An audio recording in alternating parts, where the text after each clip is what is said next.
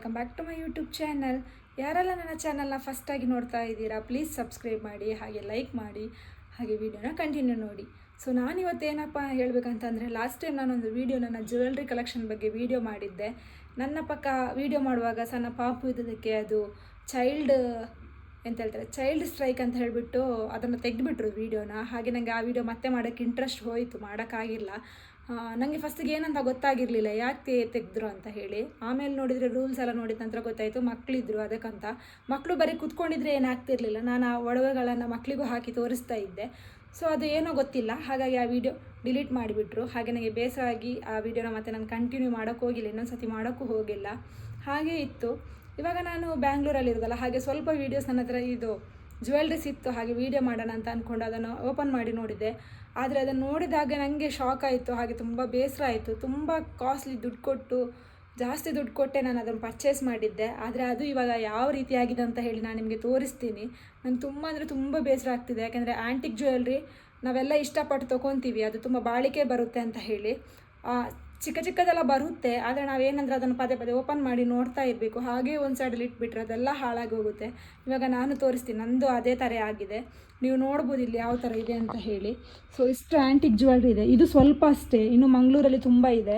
ನಾನು ಇದನ್ನು ಸ್ವಲ್ಪ ಅಷ್ಟೇ ಒಂದು ಸೆಟ್ ಬಾಕ್ಸಲ್ಲಿ ಹಾಕಿ ತಂದಿದ್ದೆ. ಸೊ ಇವಾಗ ಅದನ್ನು ನೋಡೋಣ, ನಿಮಗೂ ಕಲೆಕ್ಷನ್ಸ್ ತೋರಿಸೋಣ ಅಂತ ಹೇಳಿ. ಇದೆಲ್ಲ ತುಂಬ ಇಷ್ಟಪಟ್ಟು ತೊಗೊಂಡಿರುವಂಥದ್ದು. ಇದಾದರೂ ಏನೂ ಆಗಿಲ್ಲ, ಇದು ಮುಂದಾಳೆ, ಇದು ನಿಮಗೆ ತೋರಿಸ್ತೀನಿ. ಸೊ ಇದನ್ನೆಲ್ಲ ನಾನು ನಿಮಗೆ ಹಾಕಿ ತೋರಿಸೋಣ ಅಂತ ಹೇಳಿ ತೆಗೆದೆ. ಆದರೆ ಇದು ಇವಾಗ ನನಗೆ ತುಂಬ ಅಂದರೆ ತುಂಬ ಬೇಸರ ಆಗ್ತಿದೆ, ಯಾಕೆಂದರೆ ಇದೆಲ್ಲ ನಾನು ಏನು ನೆಕ್ಸ್ಟ್ ಯಾವ ಥರ ಯೂಸ್ ಮಾಡೋದಂತ ನನಗೆ ಗೊತ್ತಾಗ್ತಿಲ್ಲ. ಇದು 2 ತೊಗೊಂಬಂದಿದ್ದೆ, ಇದು ಒಂದು ಕಟ್ಟಾಗಿ ಹೋಯ್ತು. ನನಗೆ ಅದನ್ನು ತೋರ್ಸೋಕ್ಕೂ ಬೇಸರ ಆಗ್ತಿದೆ, ಅದನ್ನು ಸೈಡಲ್ಲಿ ಹಾಕಿಟ್ಟಿದ್ದೀನಿ. ಮತ್ತು ಇದೊಂದು ಚಿಕ್ಕದು ಇಯರಿಂಗ್ಸ್ ನೀವು ನೋಡ್ಬೋದು, ತುಂಬಾ ಕ್ಯೂಟಾಗಿದೆ ಈ ಒಂದು ಇಯರಿಂಗ್ಸು. ಸೊ ಈ ಇಯರಿಂಗ್ಸು ಈ ಥರದ್ದೆಲ್ಲ ಏನೂ ಆಗಲ್ಲ ಫ್ರೆಂಡ್ಸ್. ನೋಡಿ ಇದೆಲ್ಲ ಇದ್ದರೆ ಏನೂ ಆಗಲ್ಲ ನಿಮಗೆ. ಮತ್ತು ಇದು ಅಷ್ಟು ಕಾಸ್ಟ್ಲಿನೂ ಅಲ್ಲ, 150-200ಗೆಲ್ಲ ಸಿಗುತ್ತೆ. ಆದರೆ ಇದು ನೋಡಿ, ಇದೆಲ್ಲ ಫುಲ್ ಸೆಟ್ಟು. ಇದನ್ನು ತೊಗೊಳ್ಬೇಕಂದ್ರೆ ಏನಿಲ್ಲ ಅಂದರೆ ಒಂದು 2000-2500 ತೊಗೊಂಡಿರ್ತಾರೆ. ನಾನು ಅಷ್ಟು ಕೊಟ್ಟು ಇವಾಗ ಇದು ಹಾಳಾಯ್ತಲ್ಲ ಅಂತೇಳಿ ತುಂಬ ಬೇಸರ ಆಗ್ತಿದೆ. ನಿಮ್ಗೆ ಯಾವುದಕ್ಕೊಂದ್ಸತಿ ನಾನು ಹಾಕಿ ತೋರಿಸ್ತೀನಿ, ಅದು ಎಲ್ಲೆಲ್ಲಿ ಯಾವ ಥರ ಗಟ್ಟಾಗಿದೆ ಅಂತ ತೋರಿಸ್ತೀನಿ. ನಂಗೆ ತುಂಬ ಅಂದರೆ ತುಂಬ ಬೇಸರ ಆಗ್ತಿದೆ, ಏನು ಮಾಡೋದು, ಅದನ್ನು ಸರಿ ಮಾಡೋಕ್ಕೂ ಆಗಲ್ಲ. ಅದು ಪಾರ್ಟ್ಸೇ ಇಲ್ಲ ಫ್ರೆಂಡ್ಸ್, ಎಲ್ಲಿ ಮಿಸ್ ಆಗಿದೆ ಅಂತಲೂ ಗೊತ್ತಿಲ್ಲ. ನಾನು ಅಲ್ಲಿ ಮನೆಯಿಂದೆಲ್ಲ ನೋಡಿದ್ದೆ, ಲಾಸ್ಟ್ ಟೈಮ್ ಬರೋ ಫಂಕ್ಷನ್ ಇತ್ತು. ಸೊ ಹಾಗೆ ಫಂಕ್ಷನ್ ಮುಗಿಸಿ ಒಂದು ಬಾಕ್ಸ್ನ ತೊಗೊಂಬಂದೆ. ಈ ಥರ ಒಂದು ದೊಡ್ಡ ಬಾಕ್ಸಲ್ಲಿ ನಾನು ಹಾಕಿ ಇಟ್ಟಿದ್ದೆ.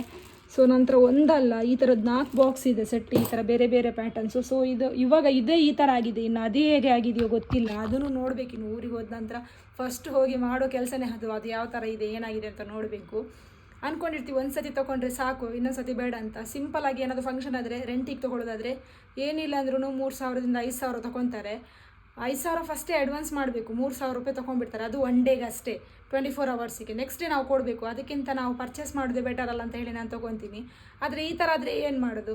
ಊರ ಕಡೆ ಇದ್ದರೆ ನಾವು ರೆಂಟಿಗಾದರೂ ಕೊಡ್ಬೋದು, ಸೊ ಅದರ ಅಮೌಂಟ್ ಆದರೂ ಕವರ್ ಮಾಡ್ಬೋದು.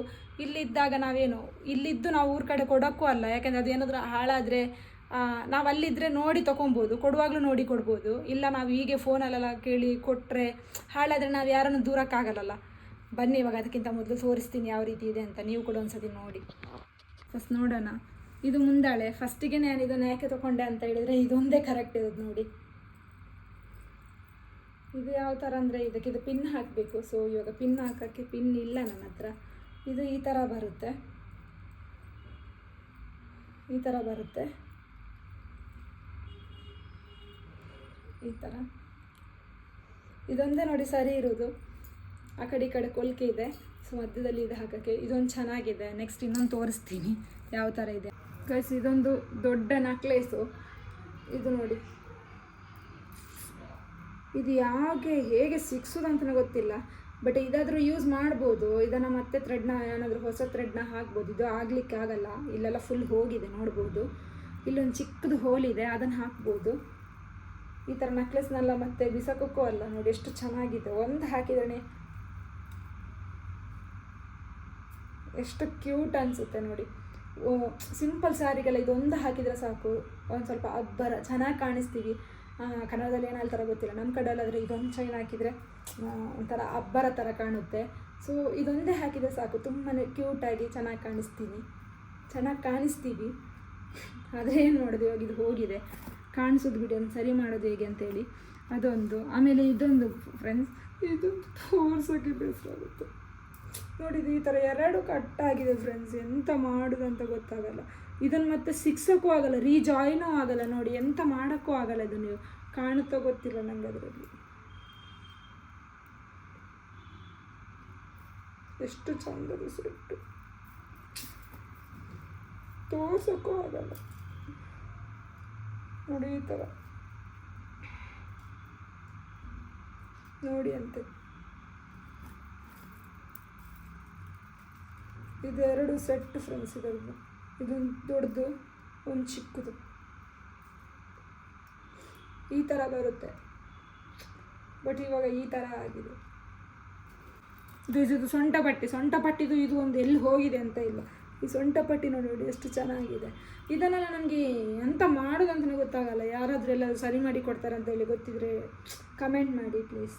ಸೊ ನಾನು ಅಲ್ಲಿ ಸರಿ ಮಾಡಿಸ್ಕೊಬೋದು. ನಮ್ಮ ಮನೆ ಪಕ್ಕನೇ ಒಂದು ಫ್ಯಾನ್ಸಿ ಇದೆ, ಅವ್ರು ಸರಿ ಮಾಡಿ ಕೊಡ್ತೀನಿ ಅಂತ ಹೇಳಿದ್ದಾರೆ.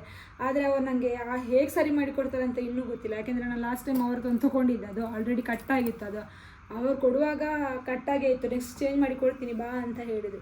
ಅದು ಇವಾಗಲೂ ಸಮೇತ ಅವರಿಗೆ ಸಿಕ್ಕೇ ಇಲ್ಲ, ನನಗೆ ಚೇಂಜ್ ಮಾಡಿ ಕೊಟ್ಟೂ ಇಲ್ಲ. ಆಗಿರುವಾಗ ಈ ಥರದ್ದನ್ನು ಕಾಸ್ಟ್ಲಿದವ್ರಿಗೆ ಕೊಟ್ಟು ಮತ್ತೆ ಸರಿ ಮಾಡಿ ಕೊಡ್ತಾರೆ.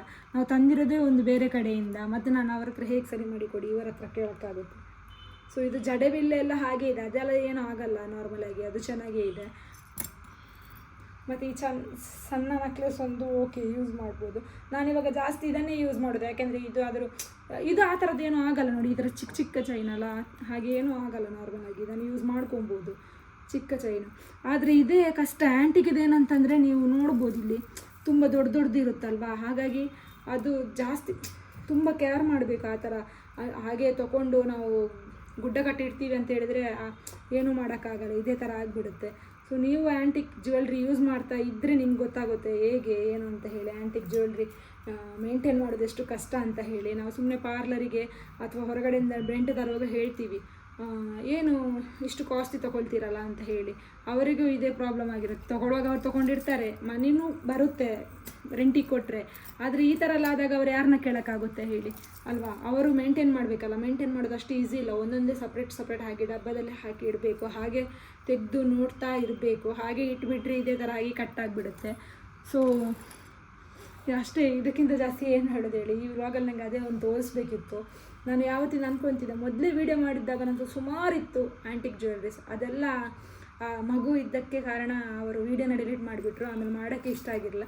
ಇವತ್ತು ಹೀಗೆ ನೋಡೋಣ, ಹೇಗೂ ಡೈಲಿ ವ್ಲಾಗ್ಸ್ ಅಪ್ಲೋಡ್ ಮಾಡ್ತಿದ್ದೀನಲ್ಲ ಅಂತ ಹೇಳಿ ನಿಮ್ಗೆ ಇದೊಂದು ವೀಡಿಯೋನ ವೀಡಿಯೋದಲ್ಲಿ ತೋರಿಸೋಣ ಅಂತ ಹೇಳಿ ವೀಡಿಯೋ ಮಾಡೋಕ್ಕೆ ತೆಗೆದ್ರೆ ಈ ಥರ ಆಗಿತ್ತು. ಅಲ್ಲೇ ನನಗೆ ಸ್ವಲ್ಪ ಮನಸ್ಸು ತುಂಬ ಬೇಸರ ಆಗಿತ್ತು, ಏನು ಮಾಡೋದು ಅಂತ ಹೇಳಿ. ಇರಲಿ ಬಿಡಿ, ಅದಾದ್ರೂ ತೋರಿಸೋಣ. ನೆಕ್ಸ್ಟ್ ಆ್ಯಂಟಿಕ್ ಜ್ಯುವೆಲ್ರಿ ಯಾರಾದರೂ ಇಟ್ಕೊಂಡಿದ್ದು ಅವರ ಇನ್ನೂ ಓಪನ್ ಮಾಡಿ ನೋಡೇ ಇಲ್ಲ, ಅದು ಹಾಗೆ ಇಟ್ಟಿದ್ದೀರಂತಾದರೆ ಈ ಒಂದು ವೀಡಿಯೋ ನೋಡಿದ ನಂತರ ಅವರಿಗೂ ಗೊತ್ತಾಗ್ಬೋದು. ಸೊ ನೀವು ಕೂಡ ಅದನ್ನು ತುಂಬಾ ಕೇರ್ ಮಾಡ್ಕೊಂಡು ನೋಡ್ಕೊಡಿ. ಇಲ್ಲ ಅಂದರೆ ಯಾರಿಗಾದರೂ ನೀವು ಕೊಟ್ಬಿಡಿ, ಅಂದರೆ ದುಡ್ಡು ಕೊಟ್ಟೆ ಕೊಟ್ಬಿಡಿ. ಸೊ ಸುಮ್ಮನೆ ಇದನ್ನು ಮತ್ತೆ ಓಪನ್ ಮಾಡಿ ನೋಡಿದಾಗ ಬೇಸರ ಆಗಲ್ಲ ನಿಮಗೆ, ಅಷ್ಟು ದುಡ್ಡು ಕೊಟ್ಟು ಹಾಳಾಯ್ತಲ್ಲ ಅಂತ ಹೇಳೋದು. ಸೊ ಮುಂದಿನ ನೆಕ್ಸ್ಟ್ ವಿಡಿಯೋದಲ್ಲಿ ಸಿಗೋವರೆಗೂ ಹೀಗೆ ಇದೇ ಥರ ನನ್ನ ಸಪೋರ್ಟ್ ಮಾಡಿ, ಮತ್ತು ನನ್ನ ಚಾನಲ್ನ ಲೈಕ್ ಮಾಡಿ, ಶೇರ್ ಮಾಡಿ, ಕಮೆಂಟ್ ಮಾಡಿ. ನೆಕ್ಸ್ಟು ಮುಂದಿನ ವೀಡಿಯೋದಲ್ಲಿ ಸಿಗೋವರೆಗೂ tata bye bye, take care, love you all.